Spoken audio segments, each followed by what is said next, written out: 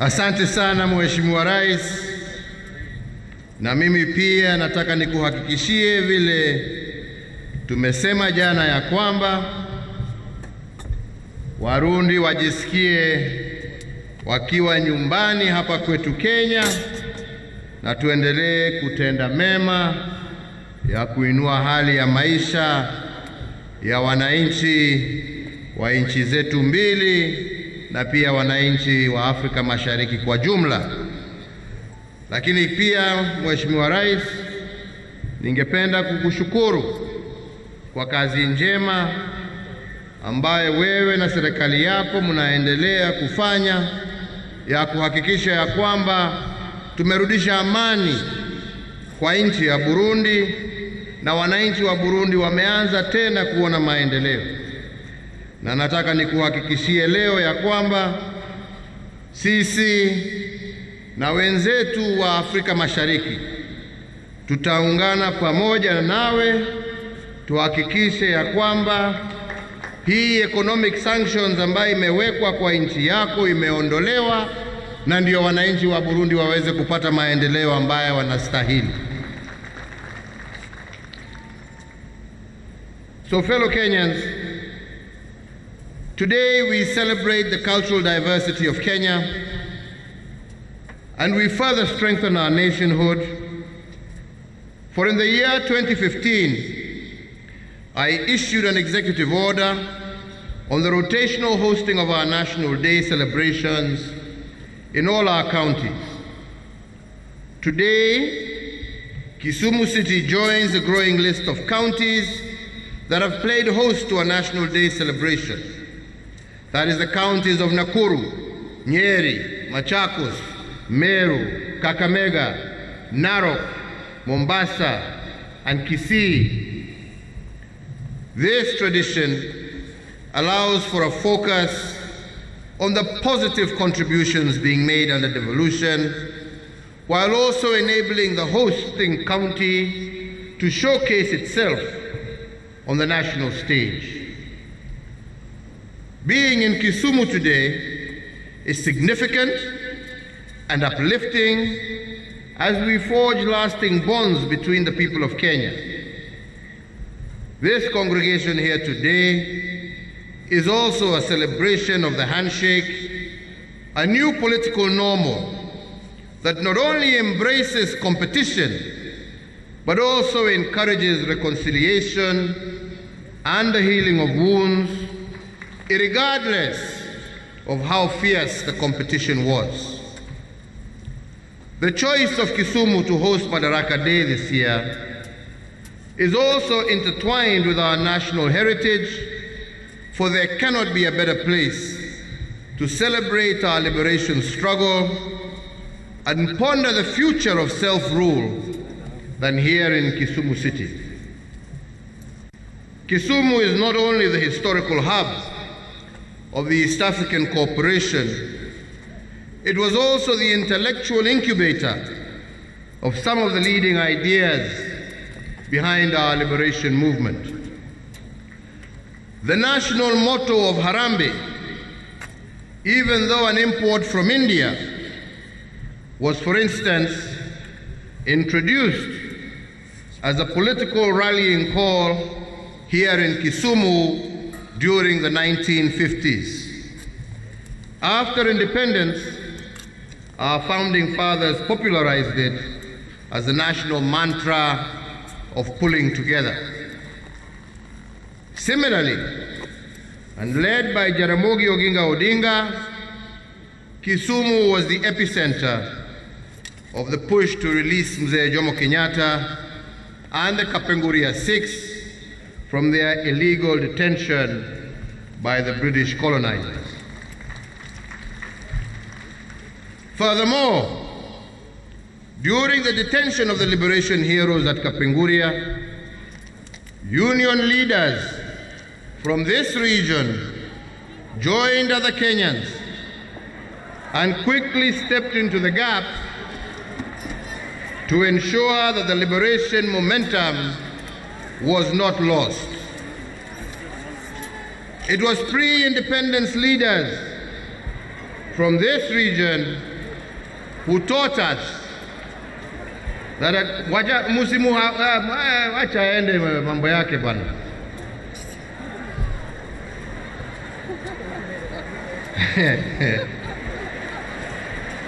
Haya, tuendelee sasa.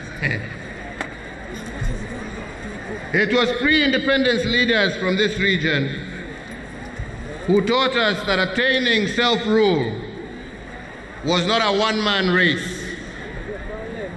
Rather, it was a relay in which one set out of runners fell out, another set was ready to continue the race. With such a well-appointed history of the struggle and the history of reconciliation that we are marking today, there cannot be a better place to commemorate Madaraka Day than here in Kisumu.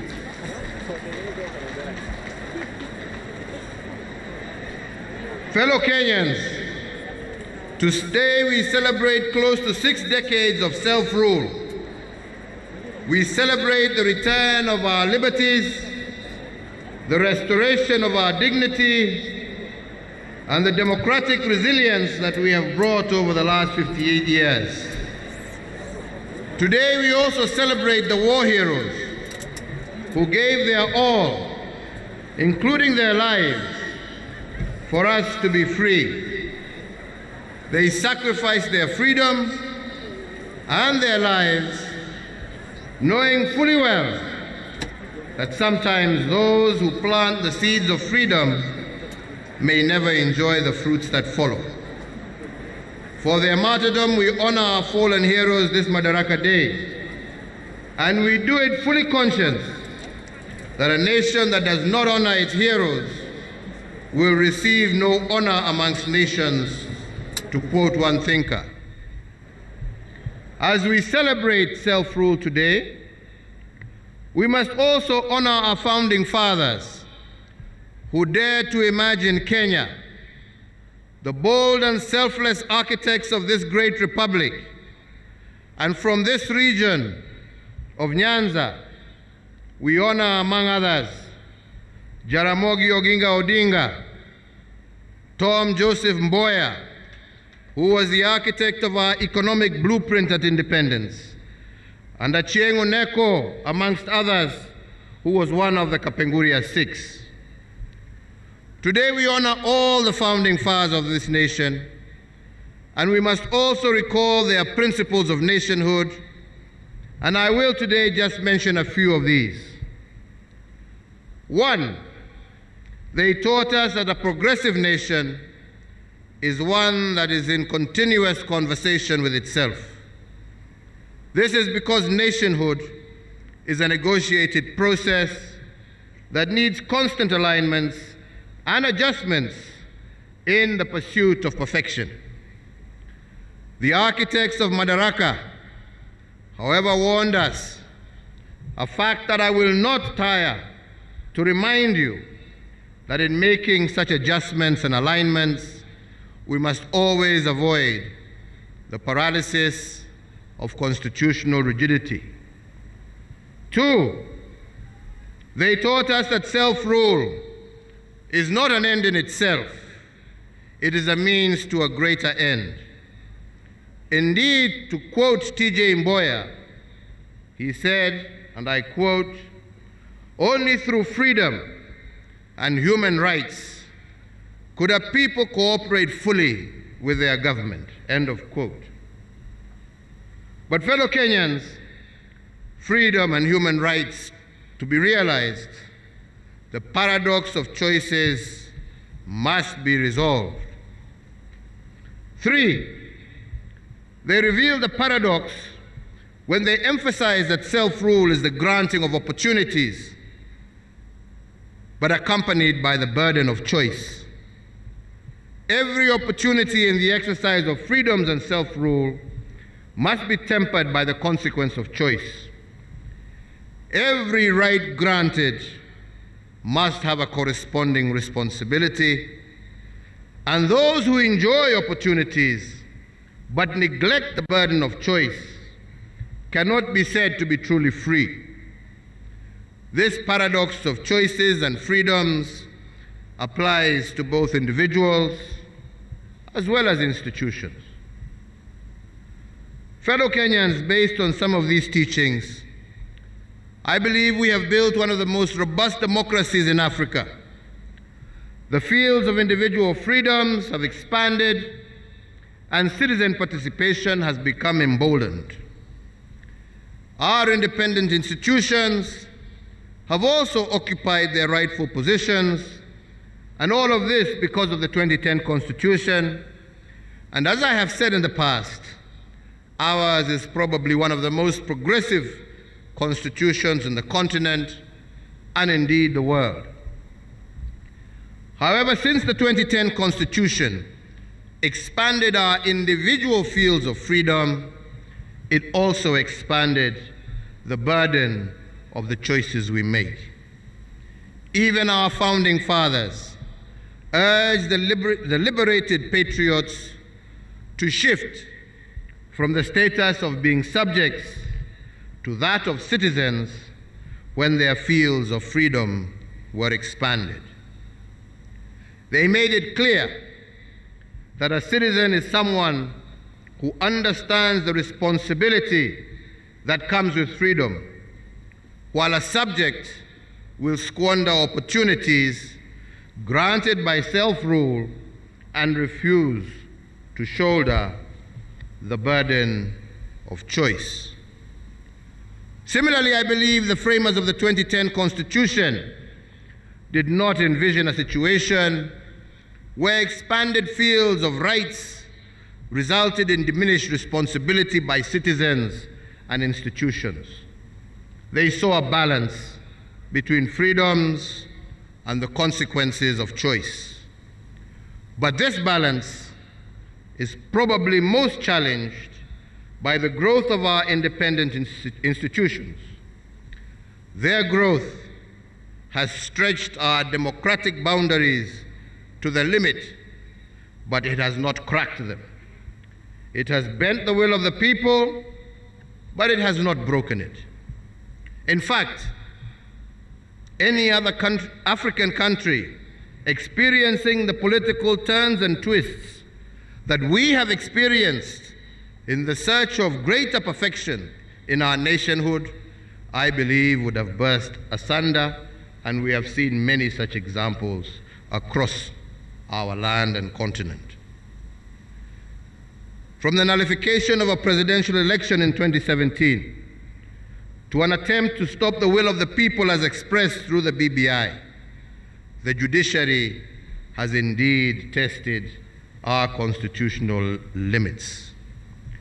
While I stand by the rule of law, and I will always obey the decisions of the courts, I am also compelled by my position to heed the sovereign and supreme voice of the people of Kenya. And that is why our national conversation today must focus on the consequences of choice. If citizens are required to exercise their will and shoulder the burden of their choices, should the independent institutions therefore not do likewise? In the field of independence, we have expanded the independence in the judiciary. But how should they expand their field of their responsibility and respond to the summons of nationhood? Shouldn't their decisions also be accompanied by the burden of choice? These are the questions of our national conversation, and we should objectively ponder them. And here I must be frank and ask what I believe to be legitimate questions. It is a fact that we were losing close to 1 billion shillings every working hour for the 123 days we held the 2017 election. The question the national conversation should therefore ask is who carried the burden of this choice?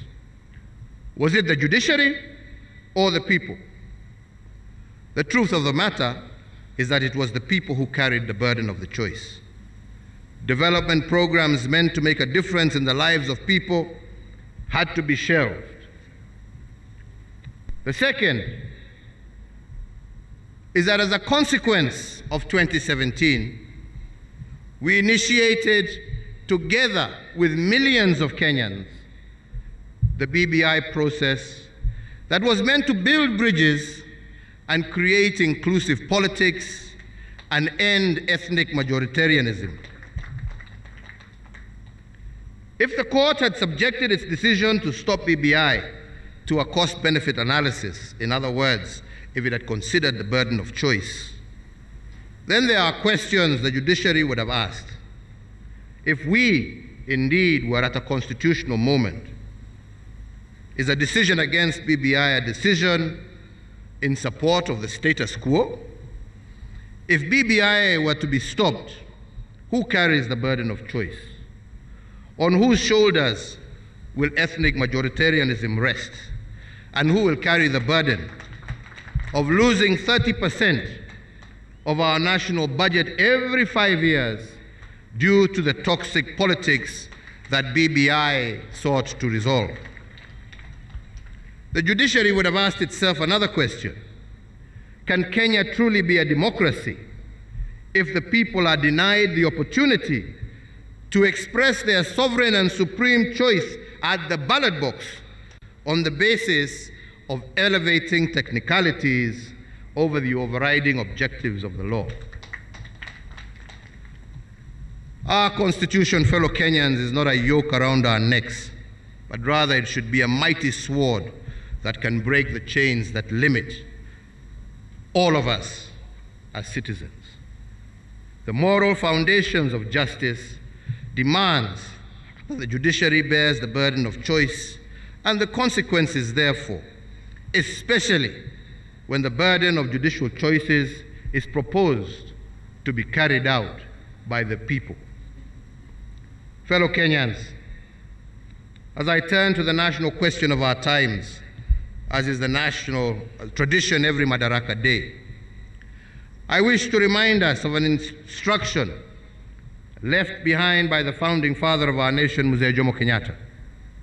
He said, and I quote, "Our children, born and unborn, may learn about the heroes of the past, but our present task is to make ourselves architects of the future."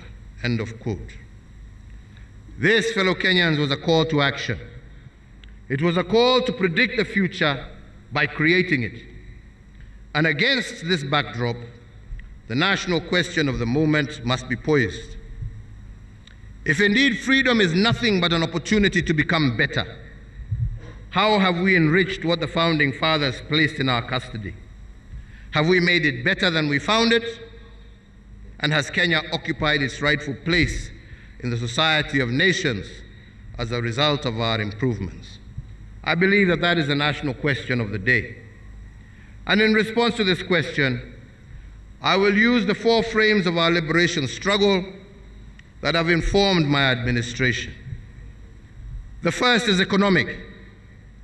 This frame is informed by the notion that political freedom in the absence of economic freedom is nothing but an illusion. Given that the founding fathers stood for economic inclusion and the administrations before mine was about economic recovery, my administration has embraced the maxim of economic acceleration. Economic acceleration in my administration is about increasing the speed of achieving our national goals. And we have increased the speed at national, county, as well as individual levels. At the national level, the colonizers left us with a gross domestic product, which is a measure of our national cake, of close to Kenya shillings 6.4 billion in 1963, using the exchange rate of the time. After 74 years of colonial occupation, that is what Kenya was worth every year. The combined administrations of Mzee Kenyatta, Mzee Moi, and Mzee Kibaki increased this national cake to Kenya shillings 4.5 trillion, and they did this in a span of 50 years. In the last 8 years, my administration has doubled what the colonizers and the first 3 administrations did in 128 years. Our national cake, our annual worth as a country every year, now stands at Kenya shillings 10.3 trillion. And even if you factor in inflation, our economic acceleration program has multiplied what the founding fathers left in our custody. At the county level, we have allocated Kenya shillings 2.3 trillion to our counties. This is equivalent to 16% of our GDP. What this means is that we have sent to the counties the equivalent of what our national cake was between 1885, when the colonizers came to Kenya, and when President Moi retired in 2002. That is the money that has gone mashinani. What they've done with it, hiyo ni yao.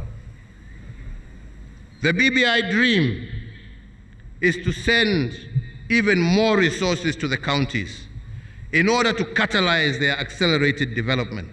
And that is why we have proposed under the BBI to send 35% of our national revenue to counties. Fellow Kenyans, at the individual level, our economic acceleration initiative has focused on the allocation of title deeds. And I'm proud to say that we have accelerated land adjudication in a way that is unprecedented. The previous administrations combined issued 6 million title deeds to Kenyans in 5 years. In the last 7 years, my administration has issued 5.1 million title deeds. On a pro rata basis, ladies and gentlemen, this is 7 times what previous administrations had done combined. I am happy that close to 20% of those title deeds we have issued are in the Nyanza region. In fact, most of them right here in Kisumu County. The title deed is what our founding fathers fought for when they made land ownership a central plank of our independence struggle.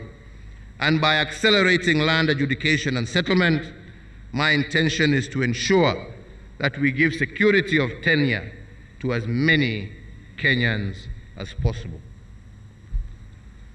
The next frame is what I call the big push investments. Our founding fathers laid the foundation for the future they dream of. Then they dared us to build that future by doing big things. But on this, they also cautioned us that to do big things, you cannot be distracted by small things. The big push investments are about laying the ground for our economic takeoff. Many Kenyans have asked why my administration is investing in big infrastructure projects. Why roads, rail, why ports? Indeed, when Cecil Rhodes, the British colonizer, and his cohorts dreamt of the road from Cape Town to Cairo, their vision was not the road. The road was not their dream. The dream was what the road would do for them. In the same vein, our brick and mortar investments of roads, rails, and ports are not the dream. The dream is what the big push investments will do for Kenya and how they will transform our standing in the community of nations and form the basis of national prosperity and the creation of decent and steady jobs for our people. Take, for instance, the Lamu Port, which I commissioned 2 weeks ago. It is the first port to be built in Kenya since the port of Mombasa in 1896. For 115 years, no government has built a deep sea port on the East African coast of the Indian Ocean. Kenya is the first country to do so.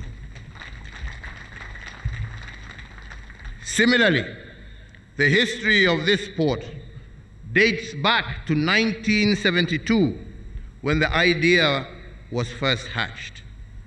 It took 49 years for us to conceptualize and mull over this port, but we, in a period of 8 years, have made it a reality. Once this port is operational, Kenya will have claimed its stake in the Indian Ocean real estate.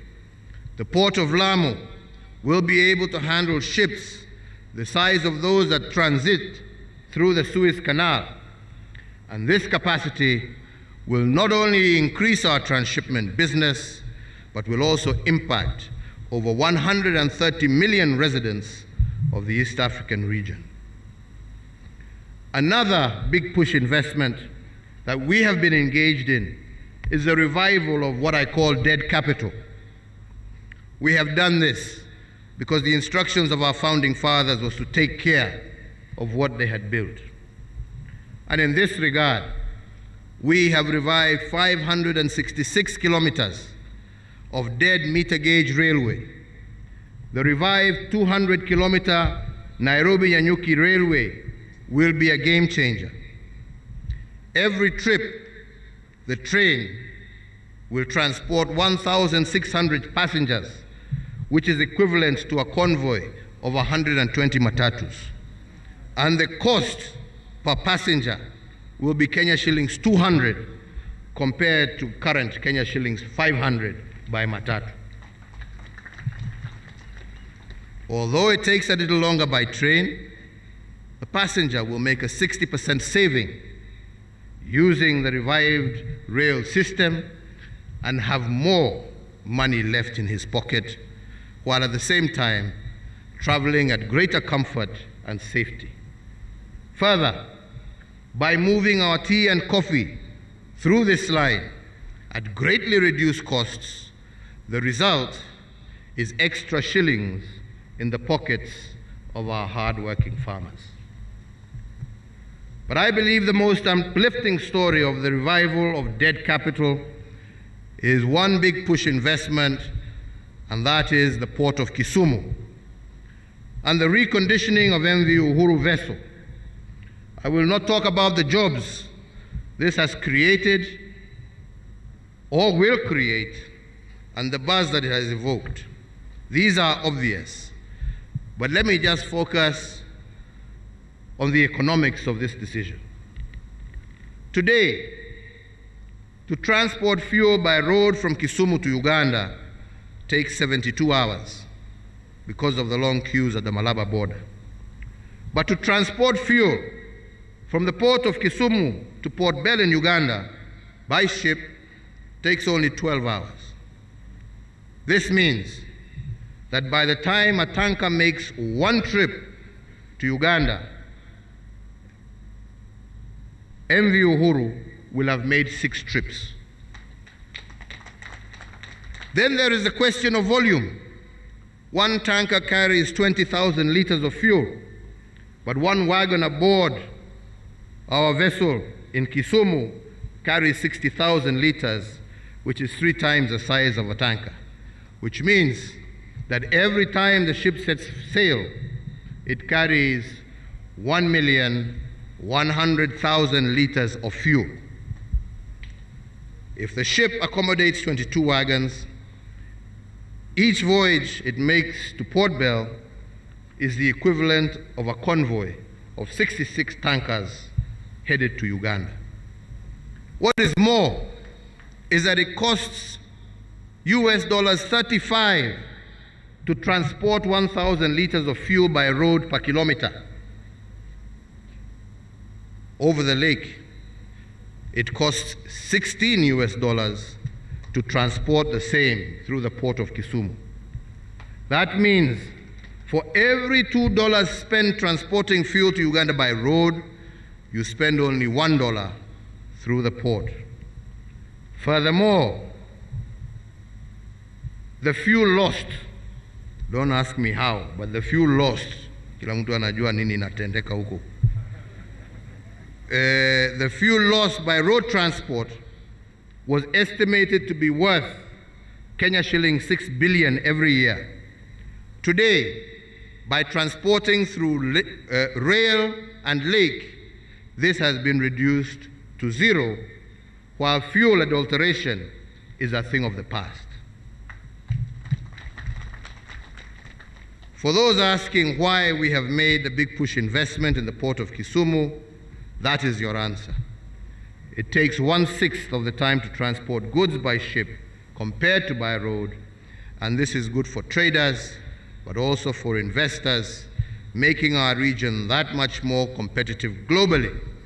To date, that one single vessel has transported close to 50 million liters of fuel to Uganda.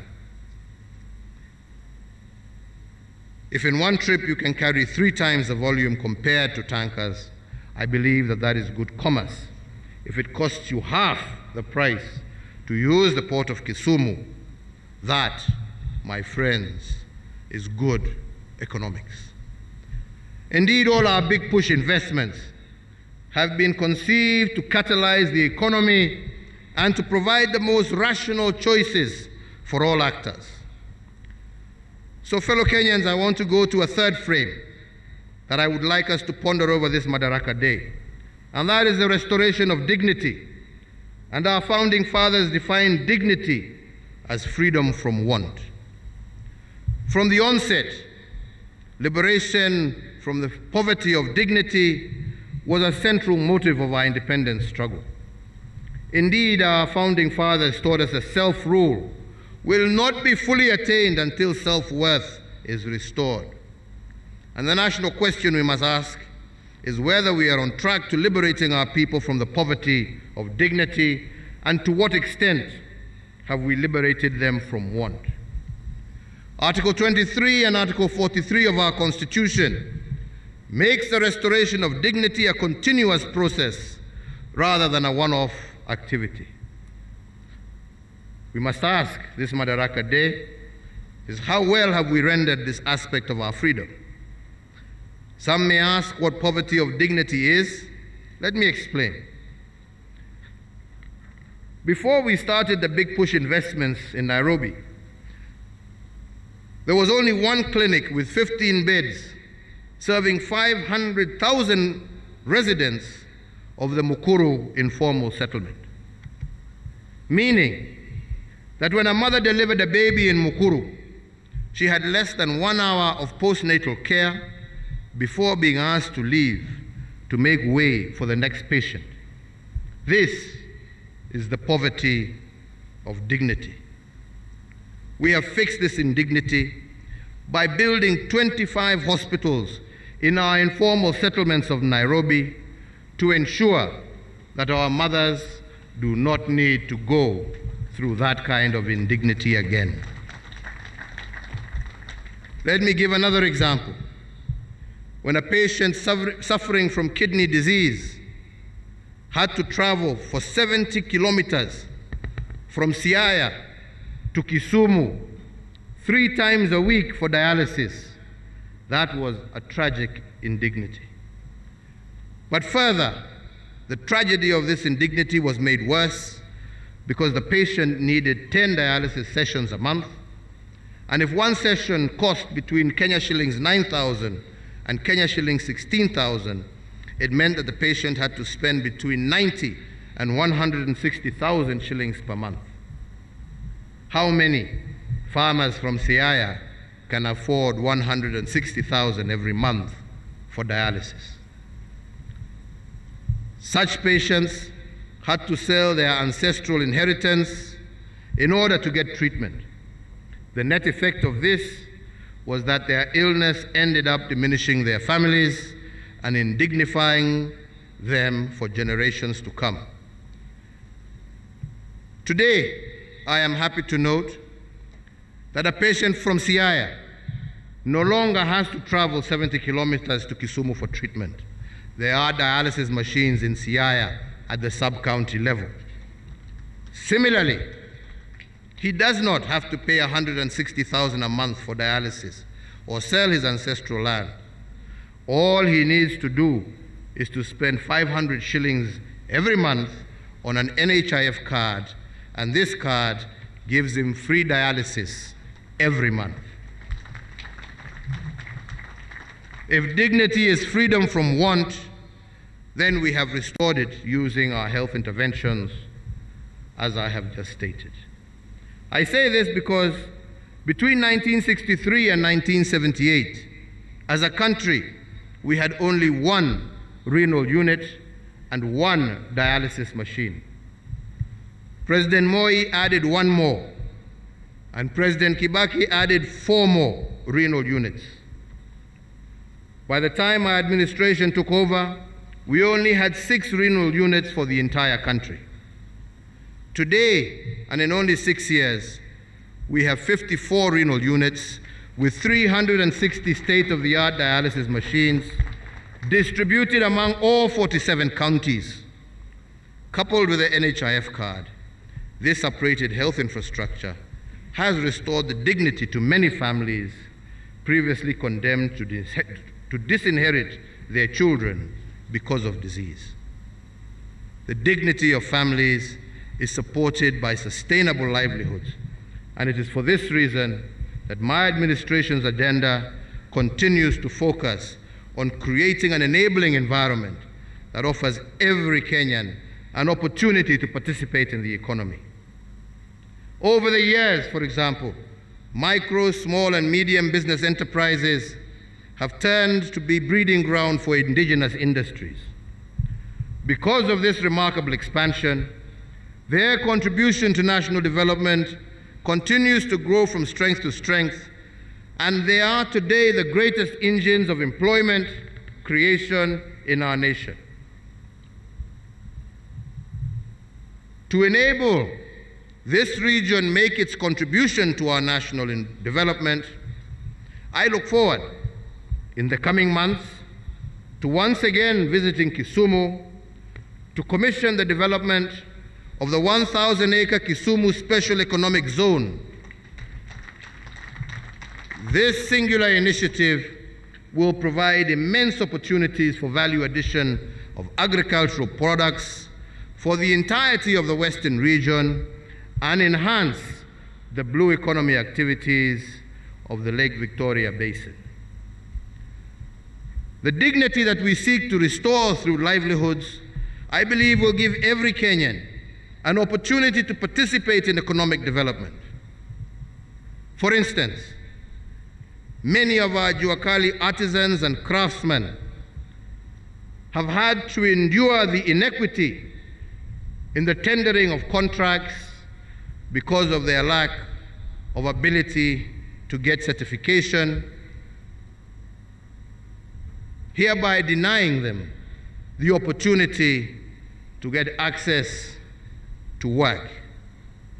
I am announcing, therefore, today a new initiative by my administration to provide a framework for the recognition of their skills through the awards of certificates based on competence in order to enable our Juakali sector participate in various economic opportunities that have currently been denied to them.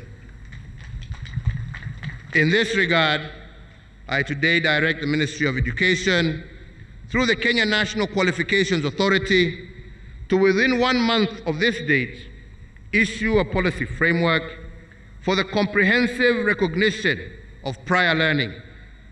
This policy intervention will expand the opportunities for artisans and craftsmen in our Juakali sector to participate more meaningfully in our economy.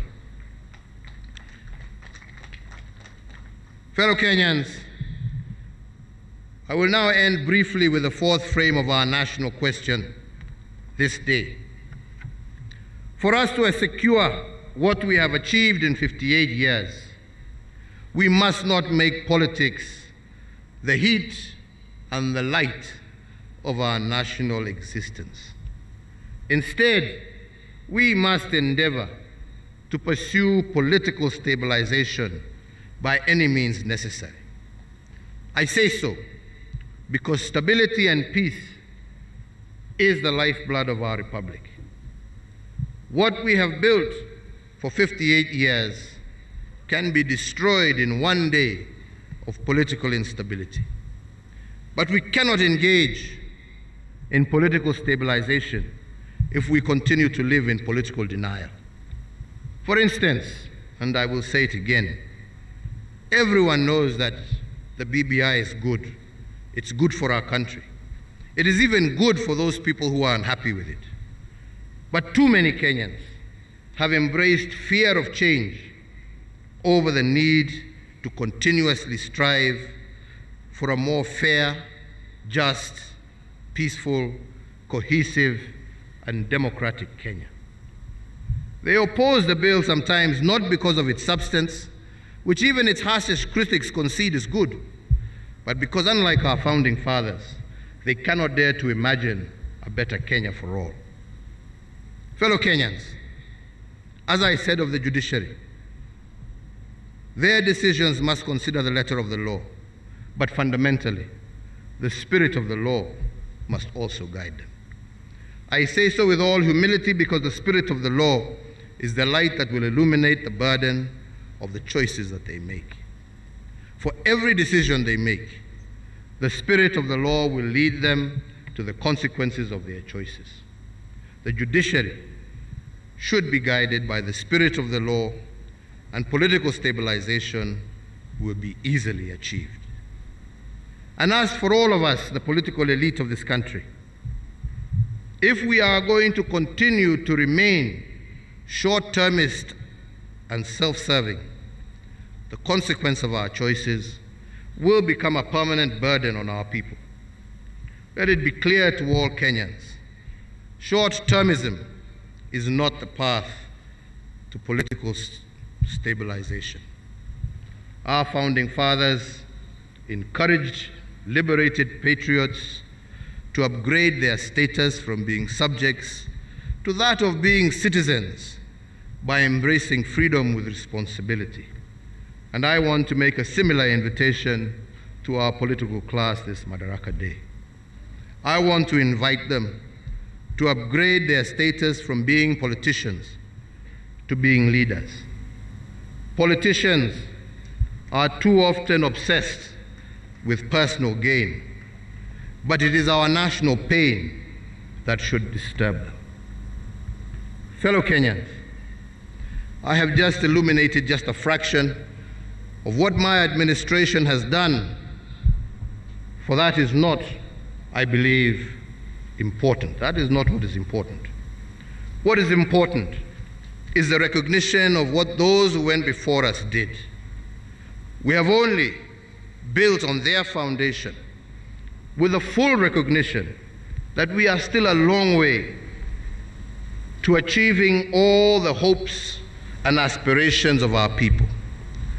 But like our forefathers, we live in the hope that future administrations will not seek to live in acrimony and division, will not seek to destroy, but to build on our achievements and reach even greater heights so that we can truly live the vision of Kenya as articulated by our forefathers, that the task before us is not today, but how can we become architects of that future?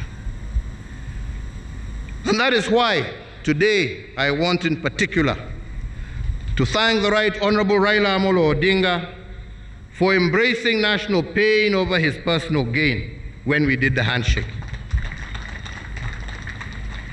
What is more, and many do not know that, is that he did this without asking or demanding anything from me.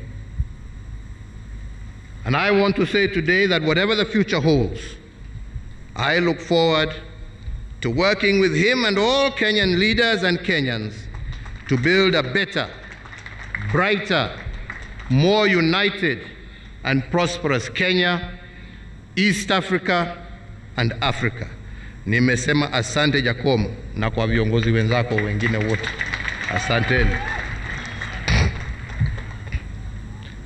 Fellow Kenyans, in concluding my remarks, let me say today again, as Governor Anyang' Nyong'o said, that Kisumu City will, from the 26th to the 30th of April next year, play host to the largest Afro-Cities Summit ever hosted on the African continent.